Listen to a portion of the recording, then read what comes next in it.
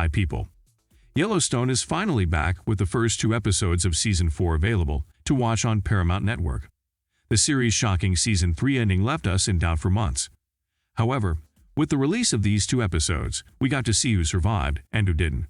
Surprisingly, almost all the characters that we love, meaning the Duttons themselves, are alive. Even though some side characters such as Roarke have left this series with a brutal death, we're glad to see that everything is better than we expected. One of the surprises of the season premiere, however, was the fact that Monica and Tate also got attacked in the Yellowstone ranch. The two were alone in the house when a mysterious man entered and attacked Monica. When she was fighting for her life, Tate came to rescue by shooting at him. The incident was bittersweet. When we were happy to see Monica and Tate well, it was difficult to watch a little boy forced to take on such a responsibility to save his mother by killing a man. It's not a surprise to see that children at the Yellowstone ranch often have to grow faster than their peers, as the circumstances of the Montana ranch life don't allow one to experience his childhood properly. Nevertheless, this pre-knowledge doesn't make watching such scenes easier. The interesting thing, however, was the fact that after this tragic incident, we didn't see Monica and Tate again. They were absent in the rest of the premiere, as well as the episode 2. Naturally, we as the fans are wondering where they are and whether this incident will cause major shifts in their characters or not. It's highly expected for this incident to be a trigger for Monica and Tate to start a new life, away from the Duttons. The expectation was fueled by the actress who plays Monica, Kelsey Aspill, as she spoke to Hollywood Life recently on the issue. She expressed that Monica is determined to take Tate out of Yellowstone. According to Aspill, Monica has had enough at the Yellowstone ranch, as the place witnessed one trauma after another for her and her son. Especially Tate's kidnap by a militiaman back in Season 2 has caused her to realize what are the real costs of marrying a Dutton. She is done. I think what she sees in Casey too is she sees Dutton coming out, which is really terrifying for her. She's always been a person fighting for her family. She wants to be a good mother, so this is really the tipping point, and she's like, "I'm out," she said in the interview.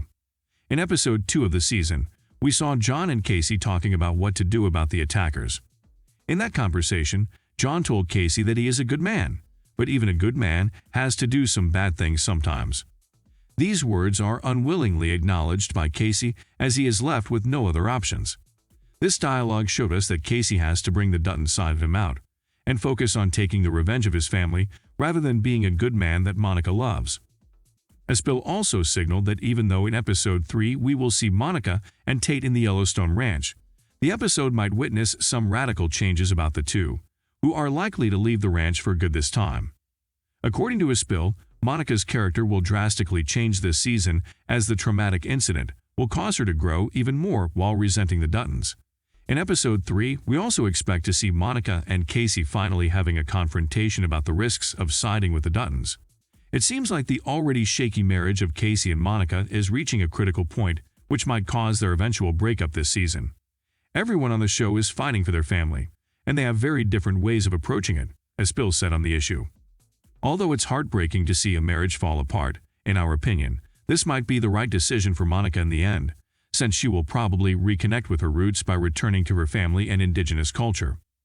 Duttons are a complex family, with complicated intra-family relations and lots of enemies, from both outside and inside. Naturally, it's difficult for any newbie in the family to adapt to the conditions. It's already a harsh task to become a part of a new family. However, the Duttons raise the bar too high in that sense, as their family politics attract all the wrong people at all times, putting all family members in danger. Tate had to face that danger in Season 2 when he was being kidnapped. The entire process was unbearable for Monica, who is a young mother who doesn't want anything but to have a peaceful family in which she can raise her son properly. It's true that Monica has changed a lot as a character over the years. In Season 1, she was highly dedicated to her Indian roots and was very happy with her life as a bright, young woman. However, her relationship with Casey put her through traumatic incidents, in which she had to face the possibility of losing not only hers, but also her son's life. Naturally, she has moved on from being that cheerful young girl and turned into a badass mother who is ready to face anyone who threatens her family.